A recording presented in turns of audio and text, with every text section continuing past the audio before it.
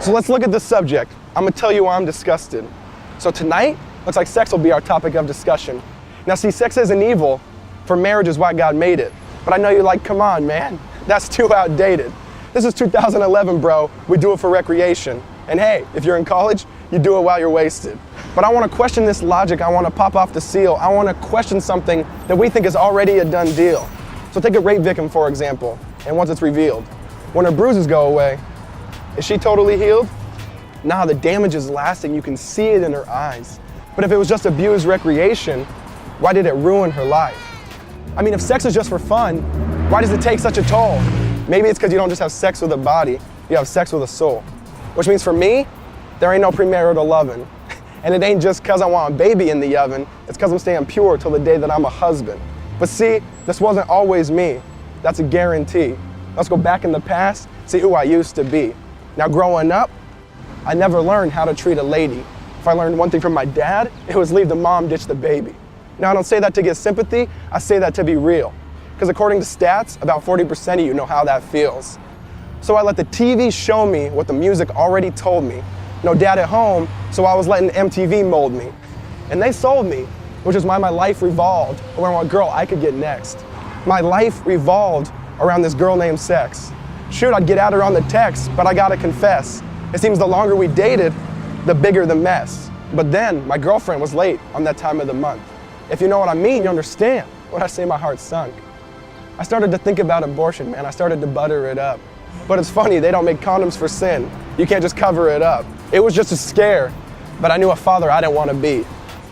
It's funny how I was pro-life until it happened to me. So dudes, think twice before you desire her just because she's hot. Because the truth is, your body makes a promise whether you do or not. Sorry I digressed though, let's get back to the topic. How there's some dudes who pressure her even when she says stop it. You're not a man, you're just a boy that can shave and you put on a good cover. Because if you don't respect her when she says no, you certainly don't love her. So how about you start studying her heart, stop studying her booty, or maybe invest the same amount of time in her that you do in Call of Duty. Because what makes you think you can get this girl and all of a sudden get naughty? Because you should have to touch her heart and her mind first before you ever touch her body. Because she longs to be accepted, she longs to be loved, so she gives herself up to another guy's lust. She thinks it feels good at first, but then she gets bitter. Because the promise of satisfaction, it never delivers. She's like, I don't want to, but it's just too tempting. So she keeps opening up the present just to find that it's empty. And then she starts to get confused. She keeps getting rejected by all these dudes. They tell her on a scale of 10, she's a 2. But that ain't true.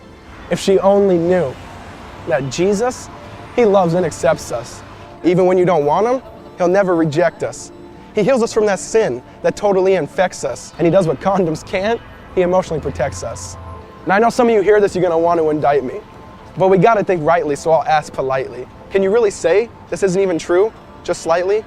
I mean, we touched the forbidden fruit, got to realize it's poison ivy, and now we're numb and we're itching, and we got a distorted psyche. You don't think you just do it, like your name was Nike, not realizing that the consequences of your actions are oh so pricey.